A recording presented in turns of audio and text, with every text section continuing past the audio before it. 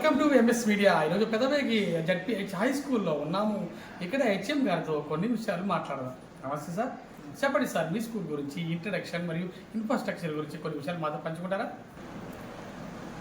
నమస్తేనండి. అది జిల్లా పరిషత్ ఉన్నత పాఠశాల పెదవేగి హై స్కూల్. ఇది ఈ హై స్కూల్లో 7 సెక్షన్లు ఉన్నాయండి. పిల్లలు 216 మంది పిల్లలు ఉన్నారు. 14 మంది టీచర్స్ ఉన్నారండి.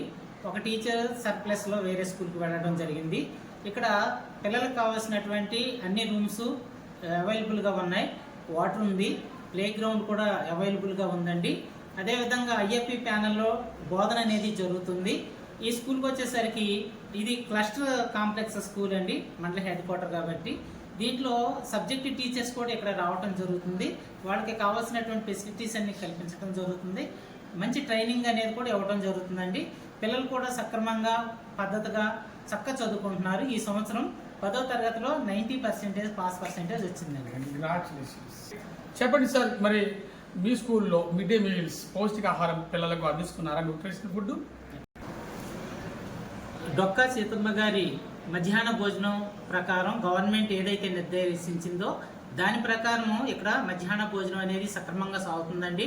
పిల్లలందరూ కూడా అసలు ఎవరో ఒక్కళ్ళు కూడాను ఇంటి దగ్గర నుంచి క్యారేజ్ తీసుకురావడం అనేది జరగలేదు. ప్రతిరోజు పిల్లలందరూ చక్కగా సంతృప్తిగా ఆరోగ్యకరమైన మంచి పోషకాహారాన్ని మధ్యాహ్న భోజనం ద్వారా తీసుకుంటున్నారు. మధ్యాహ్న భోజనంలో భాగంగా రోజు చిక్కీ ఇవ్వడం జరుగుతుంది. రోజు కూడా ఎగ్ అనేది కూడా ఇవ్వడం జరుగుతుంది. అలానే రాగి జావ కూడా ఇస్తున్నారండి.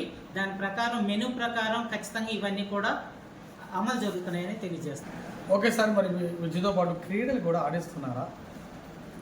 సార్, గ్రామ పెద్దల సహకారంతో మంచి క్రీడా ప్రాంగణాన్ని ఏర్పాటు చేసుకున్నామండి. పిల్లలు సక్రమంగా ఆడుకోవడానికి మంచి పీడీ గారు కూడా ఉన్నారు. చక్కటి ఆటలు ఆడిస్తూ పిల్లలకు ఆరోగ్యవంతమైనటువంటి వ్యాయామ విద్యని నేర్పిస్తున్నారండి.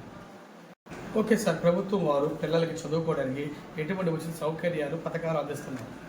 విద్యార్థులకి అంటే గవర్నమెంట్ స్కూల్ అనగానే ఎక్కువ మంది పేద ప్రజలు ఉంటారు. వాళ్ళ పిల్లలు అనేవాళ్ళు పేదరికంలో ఉంటారు.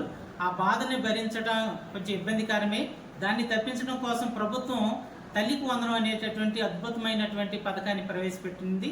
దీని ద్వారాగా తల్లుల అకౌంట్లోకి 13,000 రూపాయలు ఇవ్వడం ద్వారాగా సంవత్సరం ప్రారంభంలోనే పిల్లలకు కావాల్సినటువంటి ఇతరత్రమైన అంటే ఏమన్నా సైకిళ్ళు కానివ్వండి, దూర ప్రాంతం నుంచి వచ్చే వాళ్ళకి, అలానే బట్టలు కుట్టించుకోవడానికి కానివ్వండి, యూనిఫామ్, అలానే ఇంకేమైనా అవసరాలు ఉన్నట్లయితే వాటిని తీర్చుకోవడానికి తల్లికి వందనం పథకం ద్వారా అమౌంట్ ఇవ్వడం అనేది చాలా బాగుంది.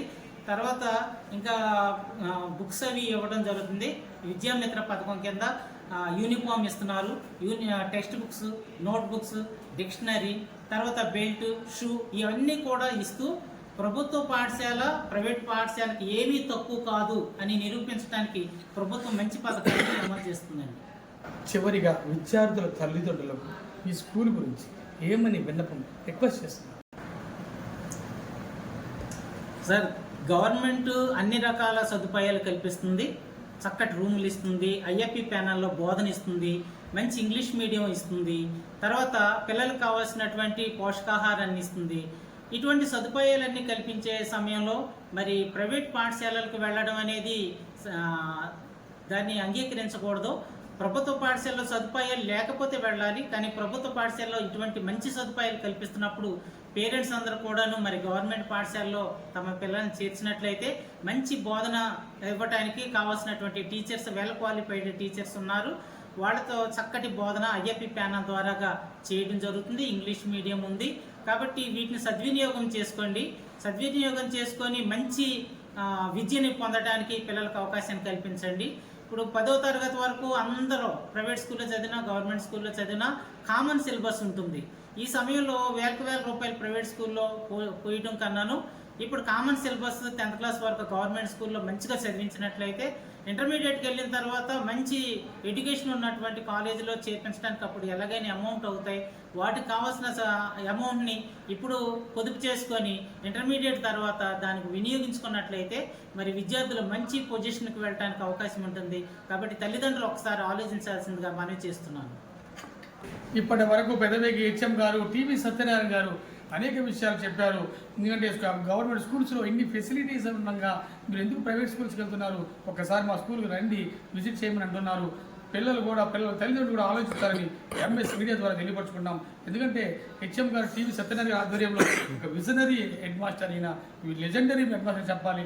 మంచి క్రమశిక్షణ, డిసిప్లిన్ విద్యతో పాటు అన్ని మానవ విలువలు నేర్పుతున్నారని నాకు అనిపిస్తుంది. Congratulations sir, heartly welcome MS media, ప్రతి చోట ప్రజల మాట.